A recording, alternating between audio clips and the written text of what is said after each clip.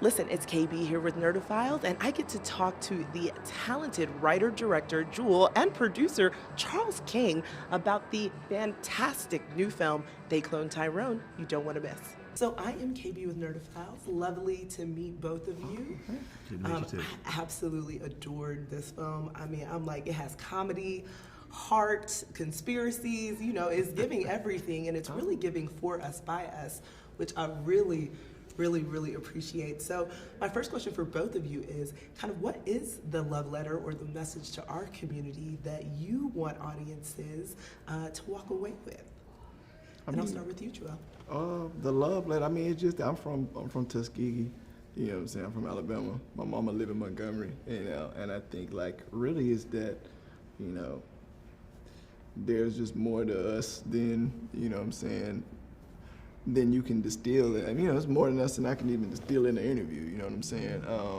But it's I didn't grow up in a film environment, you know what I'm saying? And I still ended up, finding my way to film, you know what I mean? I think even the neighborhood, and the neighborhood it isn't in any particular city, you never find out where it is, but hopefully over the course of the movie you see that there's more to this neighborhood than someone on the outside looking in, so to speak, might give it credit for, and I think you can extrapolate that, and say just in general, I think there's more to the diaspora than,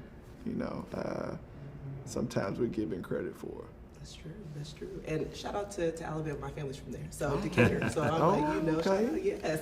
Okay. Decatur, I'm from Decatur, Georgia. Oh, okay.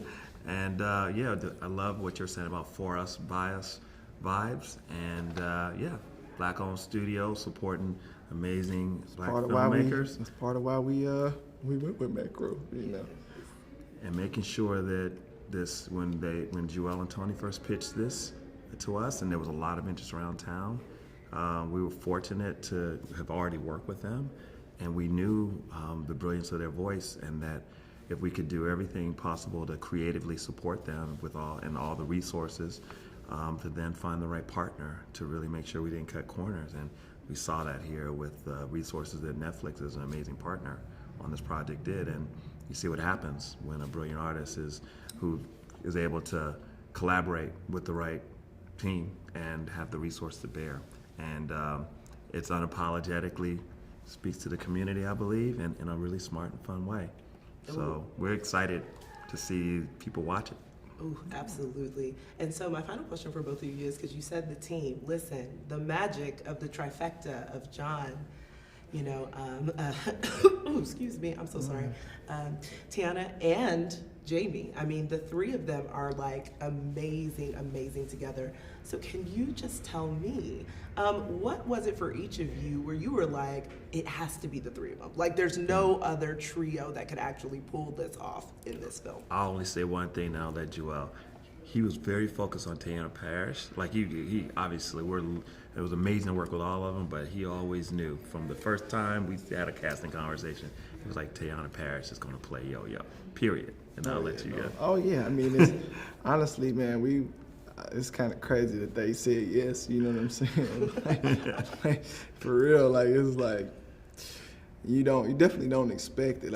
Honestly, someone like Jamie was like a pipe. We were writing it, we never in a million years, we expected to even send it to Jamie, because it's you wouldn't even think he's outside the stratosphere of what's possible, And so, and shout out to Tyrone Turner. We had a relationship with one of our producers, Tyrone Turner, and it was that relationship we had with him that allowed us to maybe just slip it to him, just see what he thinks, just see what's going on. You know what I'm saying? And the fact that he responded to it, was oh. Oh, wait, from the time y'all sat down hanging out in his spot, though. Yeah, once they talked to him. It was just, and John, man, he brings so much warmth that's not on the page. The character stoic on the page, but John brings this humor to him, he brings this warmth to him, you know what I mean? And it's just, it's hard to imagine the movie without them, because they are the movie, you know what I'm saying? They, it really is like a shell of itself. You know, it's kind of even hard to imagine like it being any good without a cast that good, especially because like the tone is so hard to navigate. You know, the tone's hard to balance, that you need actors who can, you know, ground it and like make them real people, because they're literally playing like caricatures at the beginning of the movie, and they like hopefully, you know, that's up to a person watching to decide, but hopefully like you feel like they're not by the end, you know, and that has nothing to do with me and everything to do with them.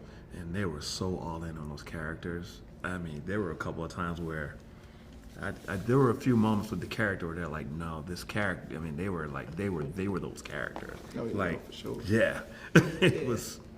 I was going to through. say, it also seems like there's a little improv happening too, particularly from Jamie. With some of the lines, you probably are like, okay, just tossing something through there, but it was great. Oh yeah, please do. Please help me, Jamie.